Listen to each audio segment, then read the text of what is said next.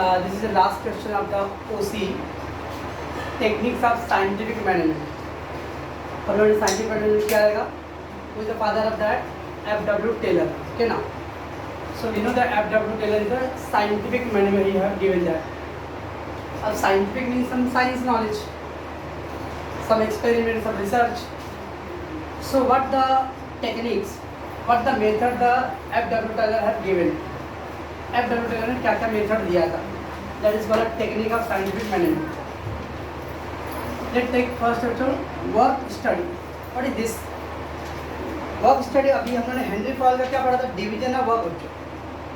He given that work have to divide it. Okay, and then accordingly we have to give the different employees, right? But in the work study, what is the Taylor say that? He's saying that first study the work. Which type of work is there? काम की quality कैसा है, फिर accordingly हम लोग को उस काम के लिए कौन से एम्प्लॉय का रिक्वायरमेंट रहेगा. सो क्वालिटी ऑफ वर्क के हिसाब से क्या करना है, एम्प्लॉय को अपॉइंट करना. कोई भी काम किसको मत दो, because every employ will not suit to every job. तो पहले वर्क को स्टडी करो और वर्क के क्वालिटी के हिसाब से वर्कर को जॉब अलॉट करो. So before assigning means to give, assigning means to give the work to the workforce. Workforce मतलब लेबर, वर्कफोर्स मीन्स लेबर. तो वर्कर लोग को काम देने से पहले the proper work study must be done. पहले वर्क को आप स्टडी कर लो, किस टाइप का नेचर का वर्क है, उसमें टेक्निकल स्किल चाहिए, मेंटल स्किल चाहिए, पेशेंस एकदम होना चाहिए, आपको रिलैक्स होकर काम करना. So all the thing you have to study first. So it should be organise मतलब systematic. So organized and systematic and critical assessment of the work. Assessment means to judge the work. Critical मतलब problems. उस work में क्या क्या problem आने वाले. Okay. So when you study the problem, तो आपको मालूम पड़ा हाँ ये work के लिए मेरे को इस टाइप के लेबर का requirement रहेगा. So that is the work study. So W. Taylor is saying that only don't divide just work and give them. First work को study करो और वर्क को स्टडी करने के बाद वर्क के क्वालिटी के हिसाब से select the worker. Okay, in that there is 4 point. First is time study. What is time study? कोई भी काम के लिए कितना टाइम का रिक्वायरमेंट है, how much the time it will take. से अगर आपने डिसाइड किया कि आपको ये 10 आवर्स एक पर्टिकुलर वर्क के लिए चाहिए, ओके ना, इससे क्या आएगा, वर्कर रफली 10 आवर, एग्जैक्टली 10 आवर तो worker will not take. It may be take the 9.5 hour, it may be go for 10.5 hour. थोड़े बहुत इधर होंगे, पर बस अगर हम लोगों ने स्टडी नहीं किया टाइमिंग के बारे में तो वर्कर क्या आएगा, he will not perform well. तो पहले से इसमें आपको आइडिया होना चाहिए कि पर्टिकुलर वर्क के लिए कितना टाइम अलॉट होना चाहिए. So this technique will be useful for us analysing the time work and actual time taken by employ. एक पर्टिकुलर वर्क के लिए कितना टाइम चाहिए और वर्कर ने कितना टाइम लिया रहेगा. इससे क्या फ़ायदा आएगा, फ्यूचर में आप देख सकते हैं क्या वर्कर ने जानबूझ के ज़्यादा टाइम लिया है और एक्चुअली वर्क के लिए ज़्यादा टाइम चाहिए. So that you have to study. There is method. Always go for A plan, B plan, C plan, D plan. So there is different methods. अब आपने डिफरेंट मेथड आपने बनाया और मेथड में से क्या करना है, अपने को बेस्ट मेथड सेलेक्ट करना है. So there is always be various method of completing the task. Task यानी job. Task means the job. तो job को complete करने के लिए you need some methods. So you have made the A method, B method, C method. अब क्या करूँगा उसमें, उस method में देखो कौन सा best method है. So manager must select the best method to reduce the cost. Reduce the cost means खर्च कम होना चाहिए आपका. And bring the better quality. कम खर्चे में आपको ज़्यादा क्वालिटी वाला प्रोडक्ट प्रोड्यूस करता हो. That method you have to select first. तो इसके अंदर क्या था, मेथड स्टडी मीन्स एक ही पर्टिकुलर वर्क के लिए देर इज डिफरेंट मेथड और फिर वो देखो वो मेथड के हिसाब से कौन से मेथड से मेरे को ज़्यादा better quality product at a minimum cost, कम खर्चे में ज़्यादा फायदा देता हो. That method you have to select. Then a motion study. Motion मतलब मूवमेंट. अब मूवमेंट मतलब व्हाट, से एग्जाम्पल है, जो कंपनी के पास 2 ब्रांच है, एक अंधेरी ब्रांच है और एक विले पार्ले ब्रांच है. तो जब 2 branch Andheri and Vile Parle. अब सपोज अगर एक पर्टिकुलर वर्कर है जो अंधेरी रीजन में ही रहता है आसपास और एक वर्कर विले पार्ले में रहता है. अब मैं बोलूँगा भाई अंधेरी वाले वर्कर को तुम विले पार्ले में आओ, और विले पार्ले वाले को बोलूँगा भाई अंधेरी में आओ, क्या होगा? ऐसे टाइम वेस्ट होएगा। अगर वो अंधेरी के रीजन में है तो अंधेरी वाले ब्रांच में नज़दीक पड़ेगा, उसको टाइम सेव होएगा। So remember that is a movement. कौन से एम्प्लॉय को कहाँ पे आपको अपॉइंट करना, अलॉट करना है, that we have to understand. So motion means the movement of employ and machine. आपने कॉलेज में रियलाइज़ किया होगा जो समटाइम से एक सर है, उनका फर्स्ट पीरियड 4th फ्लोर पे है, बाद में उस सर का सेकेंड पीरियड होता है 1st फ्लोर पे। अब 4th से 1st पे जाने के लिए फिर टाइम पास, वो 10 मिनट वेस्ट हो गया। इसलिए आपको प्लान करते समय ध्यान रखना कि अगर एक सर का लेक्चर 4th लेक्चर में है तो सेकेंड लेक्चर उनका उसी के अराउंड होना चाहिए, या 3rd फ्लोर पे most probably. It will save the time. So motion mean the movement, so the unnecessary motion must be avoid. Unnecessary मतलब टाइम पास के लिए अगर लेबर लोग को आप फिजूल में आप काम से ज़्यादा उनको टाइम मूवमेंट हो रहा है क्या, एक प्लेस से दूसरे प्लेस पे जाने के लिए, तो ट्राई करो उन लोग का जॉब ऐसे जगह पे डालो सो द ट्रांसपोर्ट टाइम क्या होना चाहिए, सेव्ड होना चाहिए। ओके। फटीग स्टडी, फटीग मतलब फिजिकल थकान, बहुत थक गया, टायर्डलेस, सो यू बिकम टायर्ड। अब आप से एग्जांपल बहुत सारे कंपनी लाइक यूएस से ले लो। इन यूएस से there is a Saturday and Sunday off रहता है, 2 दिन, खाली 5 ही दिन काम करना है। But in that 5 days you have to work for 16 hours per डे। तो 16 hours पर डे काम करने, तो 16 into 8 सॉरी 5 80 hours आपका वर्क है। इंडिया में all 7 days work but only 8 hours, तो 8 7 या 56 hours ही हो गया काम। बट बिकॉज ऑफ कंटिन्यूस, अरे यार वो 7 दिन से काम कर रहा हूँ, आप लोग कभी कभी देखो वीकली लेक्चर, अगर कभी बीच में त्यौहार वार नहीं है, पूरा 7 days, तो सैटरडे जाते अगर कितना थक जाता है यार, कब छुट्टी मिलेगा, संडे कब आएगा। So that is the things. Same thing, कोई भी एम्प्लॉय को लॉन्ग टर्म तक विदाउट अ ब्रेक काम मत दो, क्योंकि वो विदाउट अ ब्रेक दोगे तो काम तो कर रहा है but the quality of work will be very poor.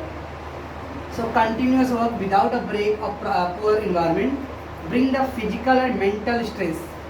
Physically भी थक रहा है, मेंटली भी स्ट्रेस हो रहा है उसको, दैट इज कॉल्ड फटीग, थकान।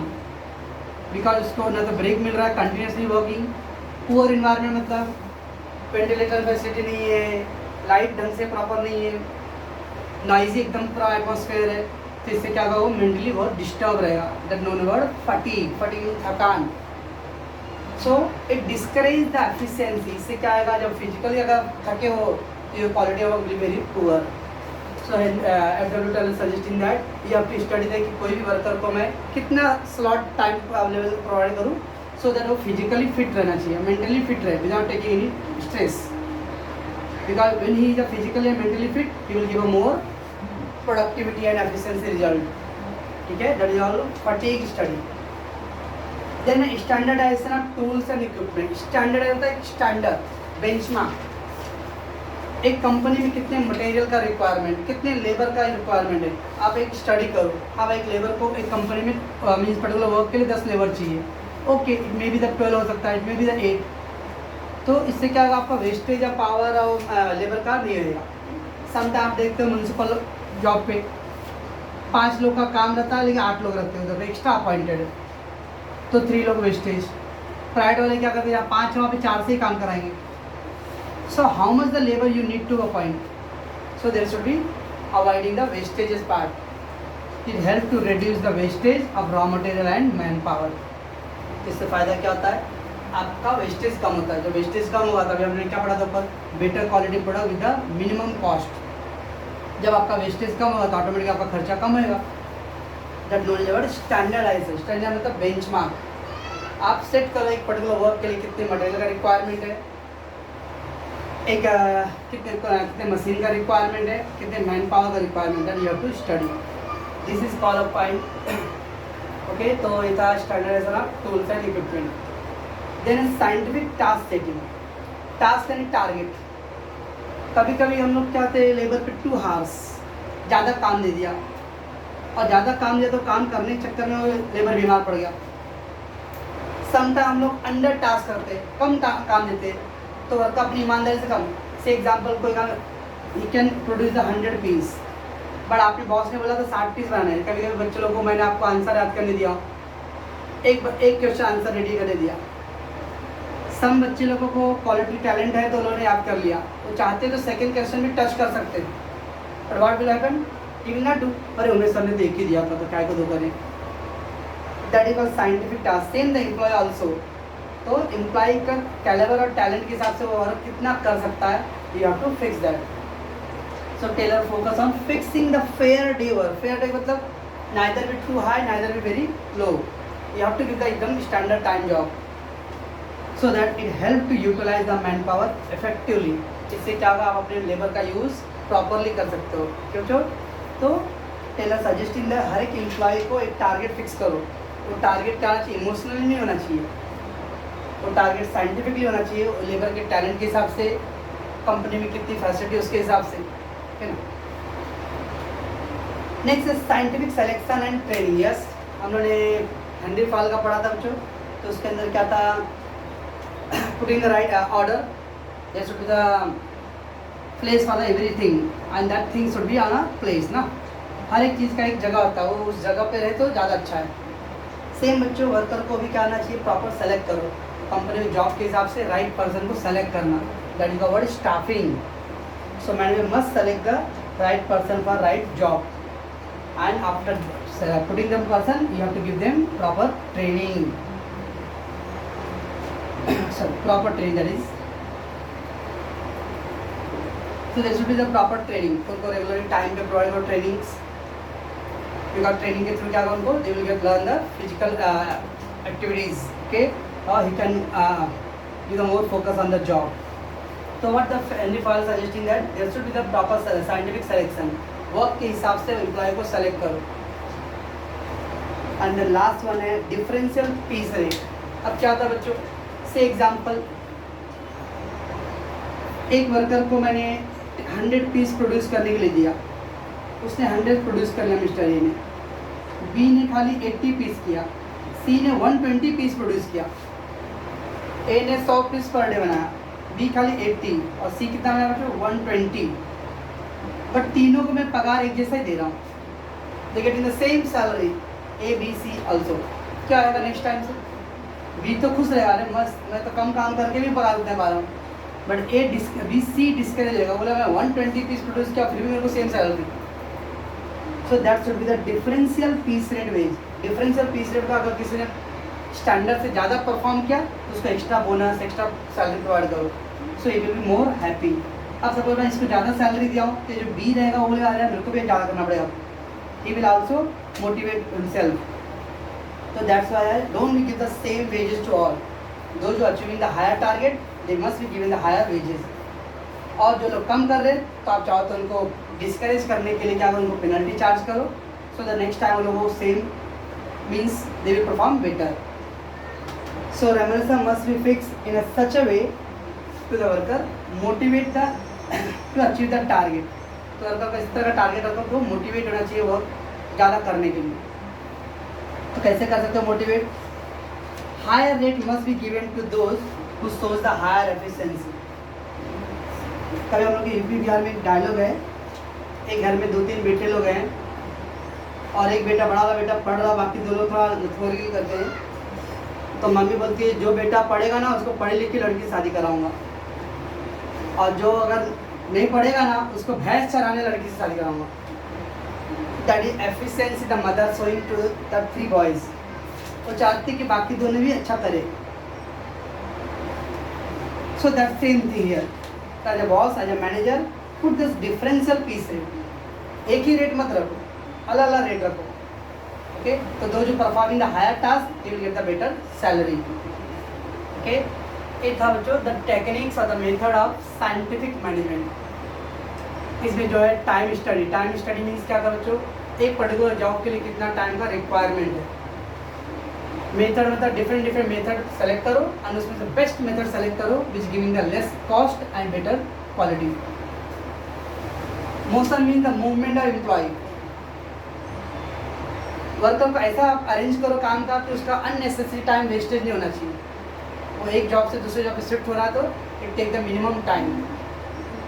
एंड फटीग मतलब स्ट्रेस, थकान, है ना। तो make sure that the employ should not get any physical और mental stress. The work should be the given proper break, proper environment condition, light facility अच्छा हो. Okay, तीन था बच्चों टेक्निक्स है, इसको आप लोग एक बार स्टडी करना.